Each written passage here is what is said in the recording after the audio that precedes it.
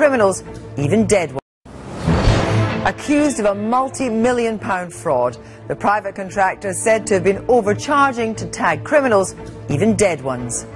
As the world's largest provider of electronic monitoring services, we monitor the movements of 43,000 offenders every day.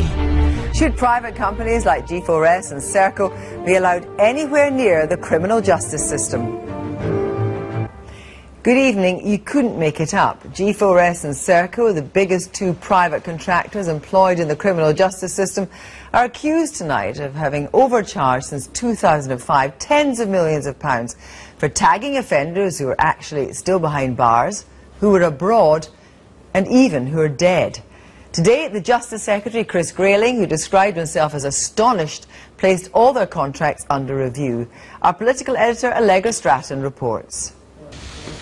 The safety of the world's most powerful leaders at the G8 summit was, in part, in the hands of G4S.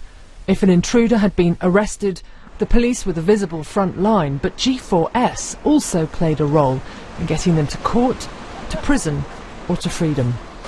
Despite fouling up its Olympics coverage a year ago, G4S bounced back. It remained this government's favourite private company for public work. Until today. The Justice Secretary today said his department had uncovered evidence of overcharging by G4S and another firm, Serco.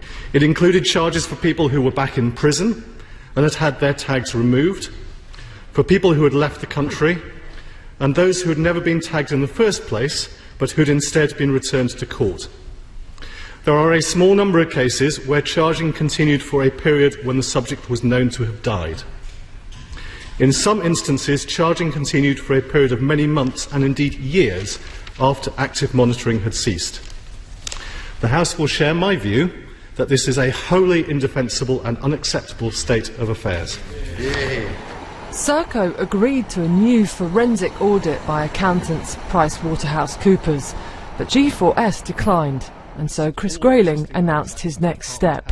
I have no information to confirm that dishonesty has taken place on the part of either supplier. But given the nature of the findings of the audit work that has taken place so far, and the very clear legal advice that I have received, I am today asking the Serious Fraud Office to consider whether an investigation is appropriate into what happened at G4S, and to confirm to me whether any of the actions of anyone in that company represent more than a contractual breach. G4S today issued this statement. We are working with the Ministry of Justice on their review of the electronic monitoring contracts. We believe that we are delivering our electronic monitoring service in a completely open and transparent way.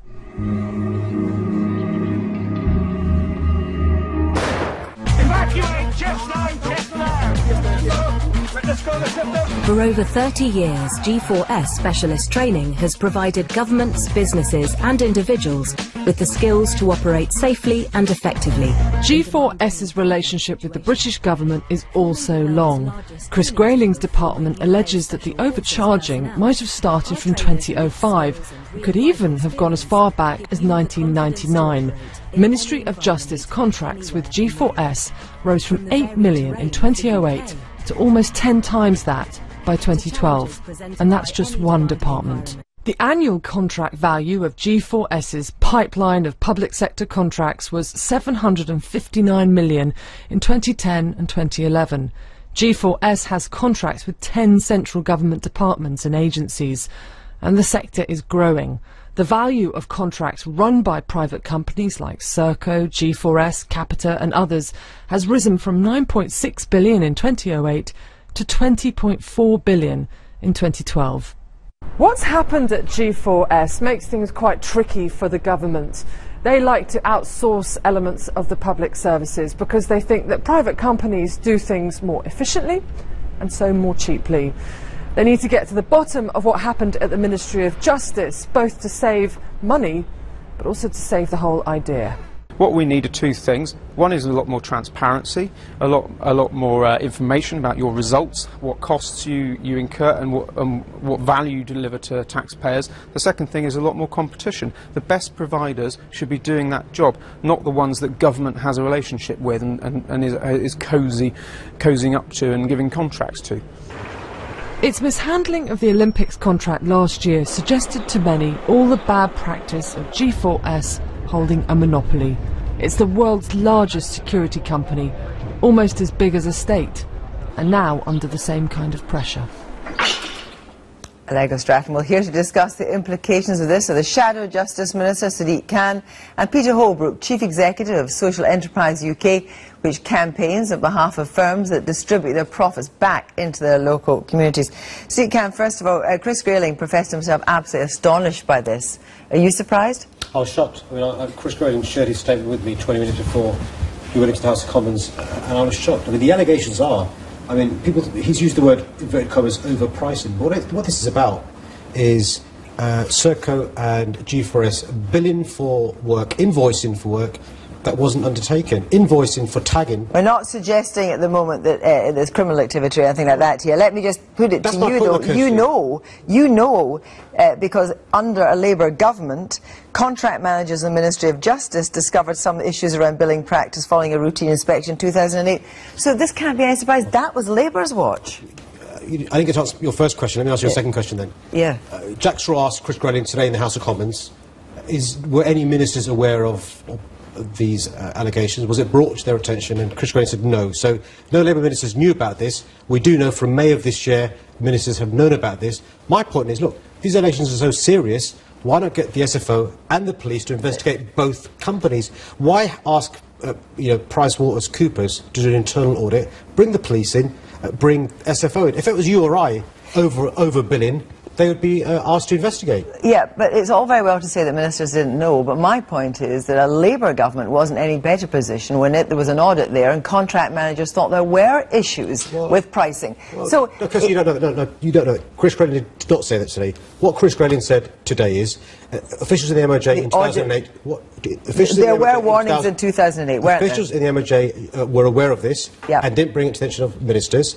Ministers in 2013 were made aware of this in May, and that's why he asked PwC to go in. My point is, I've nothing against PwC. Why not ask the police and the SFO to look into this? In the meantime, why not stop any further contracts being given to these two companies? Tell me, Peter Hope, but why do you think there's such a problem with monitoring and auditing these contracts regularly? Why has there been such a lack of transparency? Well, Kirsty, things like Freedom of Information Act doesn't extend to private sector companies, and so there's a lack of transparency, there's a lack of accountability, and, you know, as the public sector contracts, there are less commissioners and contract managers to do due diligence and contract validation. So I think there's a perfect storm to create this environment whereby oligopolies emerge, bad practice becomes almost the norm, and actually we need to shift the paradigm from public versus private to think about what genuine reform of public services actually means. But is it fair that Sadiq Khan and Chris Grayling were saying that they weren't aware of it, particularly back in the Labour government's time in 2008, that it wasn't made evident to ministers that there were irregularities? Well, I think, you know, politicians are shocked. I think most people out there, you know, the general public are not going to be shocked about this. We've seen story after story emerge where you have markets dominated by very, very large providers. You know, you're seeing bad practice. But have you a problem with large providers per se? Because presumably they have the expertise. It's Peter's point about duopolies. What you've got is, for example, in electronic tagging, only two companies are providing the services. The whole point of the private sector getting involved was innovation, competition, reduced unit prices, you'll see improved quality of services, but if only two multinationals are doing this, where's the competition? Yeah, there was no particular structure set in place that didn't rise to these companies. There is nothing about Peter's critique I disagree with. I think, and I announced last year at Labour Party conference, I think we should extend the FOI to include those private companies that run the public sector. I think private companies should be made to share good practice like the public sector is. I think the playing field is not level. What we need to do is, at a time when the government is tendering more and more of the public sector to the private sector, the irony is there's less and less transparency. But you say turn it over to the private sector, less transparency. This was started by Labour, and my point to you is, what do you want to regrow? Well, it wasn't started by us. We didn't stop it. You ran we with extended it. We did. Absolutely. We did. Do you want to regrow the public sector? Do you want to bring this stuff back in? Well, let me tell you what we do. So there's an example with probation service. This government wants to privatise the probation service, an £800 million contract, the two leading contenders, G4S and Serco. We would not do that.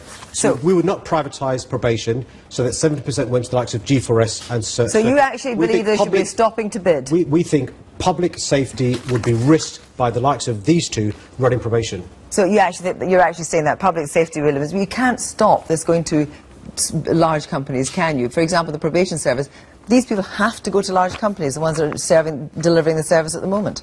I disagree. I think there's a much greater opportunity for small social enterprises and charities to provide much more locally tailored services in a plural market where you do have big providers operating at scale, but what you need is competition and innovation that actually creates... huge amounts of benchmarking. And huge amounts of benchmarking and contract management and where bids are assessed against social value, not just price. So, I mean, we did that in Peterborough. In Peterborough, we started a programme of payment by results using the social enterprise to do just that. Let me tell you a problem, though. This government began the work programme. We were promised that social enterprise companies, charities, voluntary groups would be involved. They were used as bid candy to win the contracts by the big companies. What happens? The small guys can't compete, and so the big guys are doing the service and doing a bad service. Only 1.5% of those... Hang on. Sadiq Khan, Peter Roberts, Sadiq Khan is saying that G4S and Serco shouldn't be going after the probation contracts. Do you believe that after the yellow card at the Olympics there should be a red card? But I think that, you know, marketising public services is an ideological decision. But if you're going to go down that route, then you need to make sure that markets function well. And allowing a few small companies to dominate these markets has not worked in energy or banking or any other public service market. We need plurality, we need social enterprises and charities. Thank you both very much indeed.